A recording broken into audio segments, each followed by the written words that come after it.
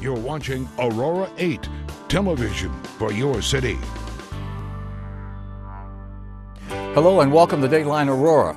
The Ann Schultz Medical Campus on the old Fitzsimmons site is home to an outstanding cancer research and treatment facility.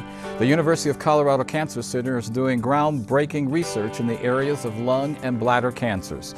The center draws patients from a very large geographic area, from Canada to Mexico, from St. Louis to the West Coast. Yet, many of us here in Colorado still don't know very much about it. We'll tell you all about the remarkable facility, which is right here in our own backyard. That's coming up next on Dateline Aurora.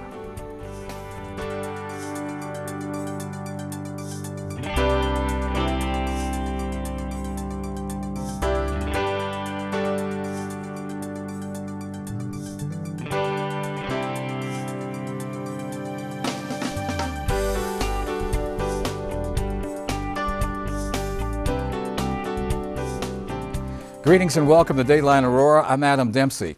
In addition to the insight you just heard about the University of Colorado Cancer Center, we're very pleased to tell you that the outcomes for patients there are far better than national and state averages. And joining us to tell us about the facility is the center's director, Dr. Dan Theodorescu. Welcome to our program, sir. Thank you. Thank you for having me. Told me you did your training and everything in Canada. Said, what brought you to America? Welcome. Yeah, for sure. Now, when we say that you have better outcomes here, what does that really mean? Does higher survival rate? People are living longer? Define that for us. Yeah. So I think that's an important point, and it's basically our survivals are nearly twice the regional, state, and national averages for stage 4 cancers, which are the cancers that are the most advanced, and really were the cancers that are impacted most by cutting-edge research, which is, of course, what our specialty is. Okay, so when you say most advanced, that means maybe people are saying there's past the point of no return, there's no real cure. What do you mean by stage 4? Stage 4 is really cancers that have spread beyond the origin of the original organ. These are cancers that are the most difficult to treat, and really cancers where being able to offer patients advanced treatments such as clinical trials really makes a difference. Now, it's always great to have success, and I'm sure you know why. Is it because of the environment here, new treatments, new drugs? Why are the outcomes higher? I think it's a combination. The combination of having very capable physicians, the combination of having phenomenal infrastructure and state-of-the-art facilities. But importantly, we bring physicians together in multidisciplinary teams. So we have, for example, surgeons working with medical oncologists, with radiation oncologists, social workers, and survivorship experts to really bring together a holistic care and team approach to cancer care, so everything is taken into account. And importantly, we offer patients state-of-the-art clinical trials that can potentially expose them to novel therapies that can really help. Okay, picking up on both of those, and bringing that entire team together, then you have that insight and ideas where most of the time they've been doing it in an isolated fashion, or maybe one may consult the other one later down the road, but having them all together at one time, I guess a simple way of saying is that the brainstorming is probably fabulous. Yeah. Well, it's terrific. We do this in the context of things called tumor boards. And it's exactly like you say, it's brainstorming, and you can imagine a group of very talented people all seeing the problem from slightly different angles, synergizing to create a very integrated and exceptional care plan for a specific patient. In addition to that, we're doing research that can put patients on clinical trial and make them available or make them patients potentially exposed to these novel therapies. So collaborative decision making really does work. And education, kind of flaky, but for the hospital it works out well. You also mentioned treatments, new drugs, and that kind of thing. It's not a good word to say experiment there, but you test them there. Yes, so we have a variety of clinical trials for patients. We have things called cooperative group trials, which are trials that are open nationally, and they're funded by the National Cancer Institute. Right. We also have investigator-initiated trials, which are our scientists and our clinicians actually invent new drugs or new approaches, and we use those in patients and offer those to patients that come to us, and those are called investigator-initiated trials. So we have a combination between national trials, investigator-initiated trials, and we have a number of pharmaceutical trials where we work in collaboration with pharmaceutical companies to test some of the drugs they've discovered in addition to the drugs that we discover. Right, so all that is going on out there at one time. That's got to be exciting. You're also known for the success you've had in the treatment of lung cancers and prostate cancers. I know half the problem with prostate cancer in men is getting them to do something about it or get checked in the first place. But once they do, where's your progress being seen? What things are you finding out now that we didn't know before? Well, one of the most important things that we're finding out is in advanced disease, we're finding out that there are ways that actually we can make further advances in controlling advanced disease if we can inhibit androgen action, which is the male hormone action on the prostate cancer. So there are new drugs now that are on the horizon and in clinical trial that can do that. And for localized disease, we have things like robotic surgery that can minimize the length of stay and the side effects, if you will, from the removal of the prostate. Okay, so localized means that's when it's moved into, I want to use a medical term and it's the wrong one, but it is advanced and you have to do surgery instead of drugs to control it with the patient. Actually, localized means that we're still able to treat it with local means. Okay. So think of localized as being able to be treated with surgery or radiation therapy. And advanced is when you have to do other things, such as drug therapy. So with localized disease, we have sophisticated robotic technologies that we can remove prostates in men and have them go home the next day, for example, which was almost unimaginable even when I was a resident 15 years ago. So what does the robot do that you as a surgeon don't do, which sends people home earlier? It seems as if the machine is better, and I'm not buying that. So, well, first of all, let me make one thing clear. The robot does not do the surgery. Okay. There is a surgeon at the end controlling the robot. Okay. Just to make that clear. All right. And I as long think as we didn't have R2-D2 at work on me, I'm fine. No, that's not happening. Okay. But what's really happening is basically the robot has allowed laparoscopic surgery, which you're familiar with, to be done in a more precise and comfortable way actually for the surgeon. So instead of actually the surgeon being at the bedside holding the laparoscopic instruments by hand and operating with them, which is frankly doable to remove a prostate that way, and people have published a number of papers on doing it that way. It's actually a very challenging operation because of the angles that you have to do, the hold the instruments, etc. Yeah. With the robot, because of the way the robotic arms are, and they have joints and fingers, if you will, that's a lot easier. Yeah. So it's facilitated the operation to be done laparoscopically. That's really what the robot is. Right, right. And so because it has its own arms and hands, it can stay in position a lot longer than a human hand. Yes, and compared to a human holding those laparoscopic instruments. But the incisions are the same as for laparoscopy, except, like I said, because of the arms and because of the joints of the robot, it can do a lot more inside the body than you could conventional laparoscopy. Yeah. And so you're using the same techniques with lung cancer then? Yes, the robot has been used for many organs, including lung cancer, head and neck cancer, and important application is in gynecologic cancer. Right, right.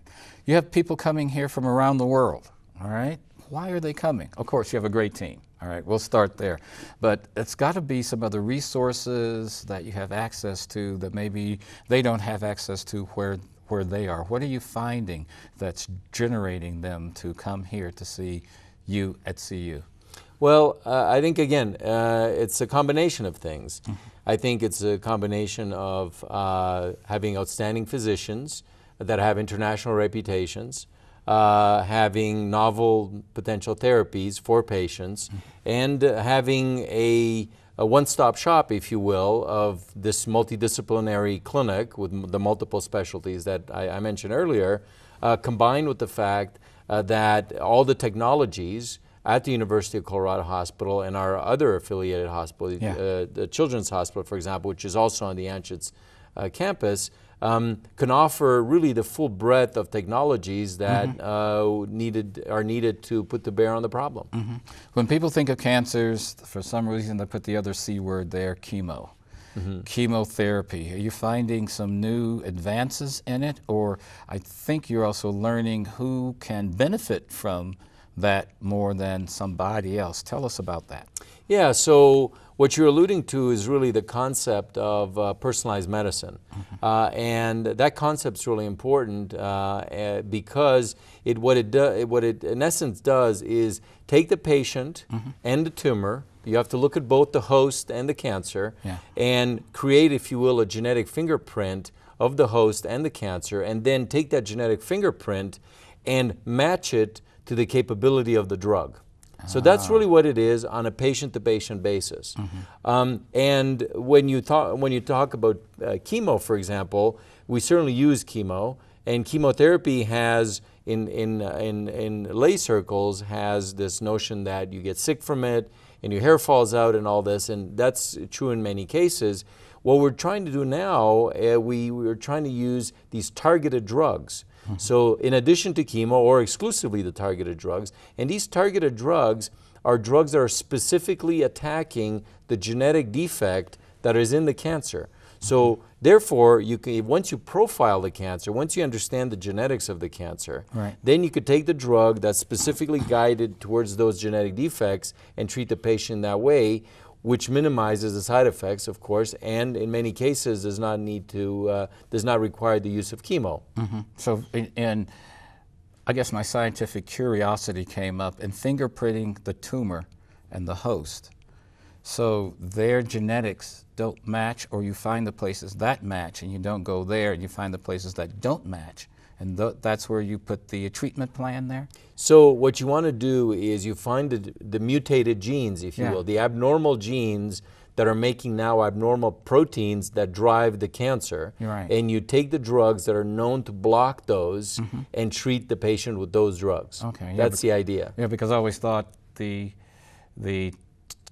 tumor itself had the same fingerprint as the host because it grew inside the host and came from cells of the host. Well, that's a very good point. And in fact, the host and the tumor, for example, if it's a bladder cancer, the bladders of that patient is going to have much of the same signatures as the cancer, but the cancer is going to have an additional set of signatures that are abnormal. And that's why it's growing uncontrollably and spreading. So there's that abnormal signature that's driven by mutations, abnormal DNA sections in the cancer cell that are creating abnormal proteins, and those signatures can be analyzed, identified, and then drugs targeted specifically to those. But you're right, the majority of the signature of the composition of that cancer is not dissimilar to actually the normal tissue that it came from. I'm starting to get really curious about the science now, so we don't lose the audience along the way.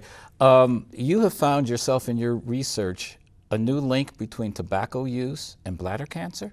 Tell us about that. So, you know, I'll be honest with you, I wish I had discovered that, but in fact I did not. Oh, okay. But the link between tobacco and bladder cancer has been known for many years. In fact, it's been known in scientific circles more so than in the lay public, because people associate smoking with lung cancer and head and neck cancer because the smoke's up here. But they don't sort of think that actually those carcinogens that you breathe in eventually get filtered in, get into the blood, and then get filtered by the kidneys, and then get stored in the bladder, and the bladder gets exposed to the same carcinogens that are breathed in. So therefore, it leads to bladder cancer. So my laboratory has been interested in this for the past 20 years, and we've made significant advances in this area, mostly in the area of personalized medicine and finding new drugs for bladder cancer. And I think that was where your team approach came in very, very helpful and handy there? Yes, and our team approach extends not only to the clinic, where we have the multiple specialties, as I mentioned earlier, but it also extends to the laboratory where we have mathematicians, physical scientists, biologists, and clinicians working together to really create these new approaches. Are there areas in cancer research and treatment that you're doing that we haven't talked about that you'd like to share with us right now? Yeah, I think we often think of cancer in terms of trying to treat it. And of course, that's the focus, and that's the of many cancer centers, including our own. But one thing that's really important is really to deal with the cancer before and after the treatment. Number one, we should really focus on prevention, because in many ways it's easier to prevent a cancer than to treat it, at least conceptually. Right. The other thing that we like to focus on, and we have a new program in the Cancer Center on this, is survivorship. Once the patient gets treated and has survived the disease, I think we need to deal with the survivorship issues that come from side effects from the treatment, from long-term sequelae of the treatment, and other issues that come to play after somebody has hit cancer, which is always this risk of having a recurrence. So to really understand the survivorship issues is really important, as is the prevention. So we at the University of Colorado Cancer Center like to think of total patient care, all the way from prevention, diagnosis, prognostication, knowing how bad the cancer is, how to treat it, personalized medicine, and then treating it, and then culminating with survivorship, the full circle. All right, since I have you here, I'm going to ask you something that's not on the list. Every year, Denver has probably the second largest Susan G. Komen walk in America. Are you at the University of Colorado, are you seeing new advancements in treatment of breast cancer? Yes, we are. We have a breast cancer program, especially one targeted at young women with breast cancer, which is a unique characteristic, nationally unique program. So we're targeting this group to focus advances in this area, and we have a number of other treatments as well for breast cancer. So we're very excited to put these innovations forward. And it's also good to know that some of the contributions and entry fees from all that walk end up at CU and helping you do some of that research there. Absolutely, we're very grateful. Some of the money staying home. Yes, that's always good. What are some of the other advantages of having Children's Hospital, CU, and everybody in that one location there? Can you do experiments? Can you do the other collaborations as you talked about? In your work, is the campus working the way it was envisioned? Because I know that was one of the early visions for it. Well, one of the reasons why I took this job, frankly, is because of the brand new campus, and also what impressed me most is the visionary leadership, both at the university and also at the leadership of the University of Colorado Hospital and the Children's Hospital. And in addition, the Cancer Center is a consortium cancer center that embraces all the cancer researchers in the entire state of Colorado. So in many ways, I think of the Cancer Center as the state of Colorado Cancer Center. So we have wonderful partnerships with the Denver Health, with the VA, as well as National Jewish, key partner. And in addition, we have outreach to community sites, community hospitals. So the idea is to really offer state-of-the-art care throughout the state of Colorado and to bring people that normally couldn't come and have them treated more closer to home. So that's really what makes us strong, and also what brings the richness of the science, because on a scientific level, we have the University of Colorado at Boulder and CSU, the Animal Cancer Center. They're all part of the Cancer Center. So we really bring together the best minds in cancer research in the state of Colorado to create this entity, which is really the State Cancer Center. You know, I'm going to grab one other thing you just said. There's an Animal Cancer Center? The Animal Cancer Center at CSU, Colorado State, is the largest in the country. And we are very fortunate to have that cancer center as part of the consortium Comprehensive Cancer Center, which is the University of Colorado Cancer Center. We have wonderful collaborations with them.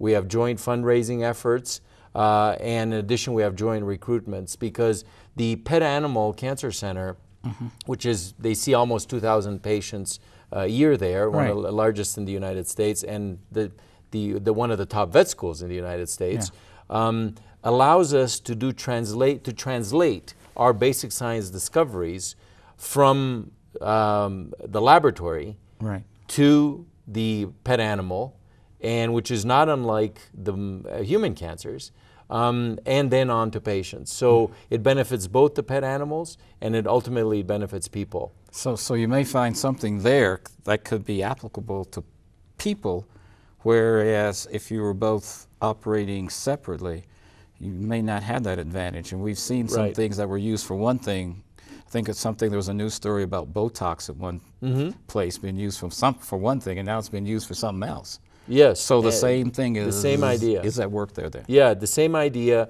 It's a situation where it's a win-win, because first of all, we have great minds at CSU that do cancer research. We have the pet animal population, which is sporadic cancers. They come in from owners with their dogs and cats, and they're very similar to human cancers. They're not animal. They're not laboratory cancers. They're actually spontaneous. They just happen. And so we learn a lot, and we have a wonderful working relationship with the faculty at CSU and the Animal Cancer Center. And we together, we're really strong that way, because we have such great diversity in terms of the Cancer Center, and we have outstanding science at the University of Colorado at Boulder with Tom Check's Institute and other facilities there to really create a world-class cancer center. I was glad to know, for those viewers of ours that have pets, that they know that work is being done to treat their pets is right here also. Yes, absolutely. It's a great place. I take my dogs there. There you go. They don't have cancer, but they have general veterinary care as well, and that's where we take them. The best in the world is right here. You can't beat that with a stick. I understand you're going to be doing some expansion there. Could you give us some insights on, on the expansion and in which directions it's going to go? We're very excited about this. The University of Colorado Hospital is expanding the Anschutz Cancer Pavilion, increasing it about 75%, which is really needed because we're at capacity. And also has made the commitment, and then the construction has started, on building a brand new tower, which will expand the oncology, the cancer beds, double their number. Really? In addition, the Children's Hospital, as I'm sure you've seen, the new wing is coming up, and that will actually double the number of hospital beds for pediatric childhood cancers, which is incredibly exciting, because the the children's cancer group at the Children's Hospital is a very important part of our cancer center. Yeah, many times we think of cancer and adults, and if Children's Hospital is expanding, does that mean that more children are now being affected by cancer? No, I think what it means is that the Children's Hospital has been an incredibly successful and very high quality facility, and when people find out about how good it is, they want to be treated there if they have a problem. So it's drawn from state, from regional, and from national sources. Patients come in to be seen there. So it's really a tribute to their success and the quality of care that they provide. And not necessarily that more kids are coming down with cancer. No. In the few minutes we have left, I think there's a program that our producer Mark found on the website where people can actually volunteer to, I can't use the word be guinea pigs, but at least they might be able to participate in some of the trials that you have going there. Can you discuss that for us? Yeah, there are a number of these tools on the internet that have tried to match patients or potential patients with actual clinical trials, and I think that is a very, very good thing, because nationally, we still don't accrue as many patients to clinical trials as we should. At the University of Colorado Cancer Center, we have one of the top accrual rates in the country for clinical trials based on the number of patients we see. On the other hand, we need to do better nationally. So these tools are a matchmaking service, if you will. It takes clinical trials And then if you're a patient looking at these websites, you can get matched to the clinical trials that fit your situation. So if you have the ability to, and qualify according to this match, to, and close enough to a facility that offers the trials, and you can get to it, I think it's a great thing, because it offers you the possibility to not only help yourself potentially, but help others. So you can, so a viewer can go to the CU website. There are several websites, and start yes. to link its way through. Could you have the name of one off the top of your head? I do not off the top of my head. All right, sure. But, yeah, but if they go to the main website, the main one, they would be able to do that. Right. For in a couple of minutes that we have left, where would you like your research to go? Where do you want it to take you there? So that's a very comprehensive question, and if we had more time, I can give you a very comprehensive answer. But I think the condensed answer is what we're trying to do in the Cancer Center is really to alter the course of cancer. Okay, so what we want to do is research that will change clinical care, paradigm shifting research. So if we had, in the next 5 years, say, what we want to do is make contributions that'll change practice. So if a patient comes in with a specific disease, we want to be able to offer them approaches or discover approaches that will offer the physicians, whether they treat in Colorado or somewhere else, the ability to say, okay, well, you know, based on work done in the University of Colorado Cancer Center, you have another option and a better option, an option that'll provide you better survival. We want to change the face of cancer care. So that's our objective. When somebody receives a diagnosis of cancer now, they shouldn't immediately think, oh my gosh, I'm going to die. They should not. They should go to the best place they can and be taken care of. All right, that's I've been down that trail too, and I said, oh gosh, what do I do and how? So it's nice to know that things that are being done here that are not only going to affect the people here, but the people worldwide as well. And we really do thank you for taking a few moments out of the research lab and the white coat to come in and give us some insight, because some insight, because we always hear that money needs to go for research, but we never get a chance to talk about what's being done. And so we really appreciate you for taking some time to let us know what's being done here in our own backyard. Thank you very much. Our guest today, Dr. Dan Theodorescu. Did I pronounce it right twice? You did. Hey, that's my kind of day. That's all the time we have for this edition of Dateline Aurora. Thank you for watching us, and we hope to see you here again. Good night. Thank you.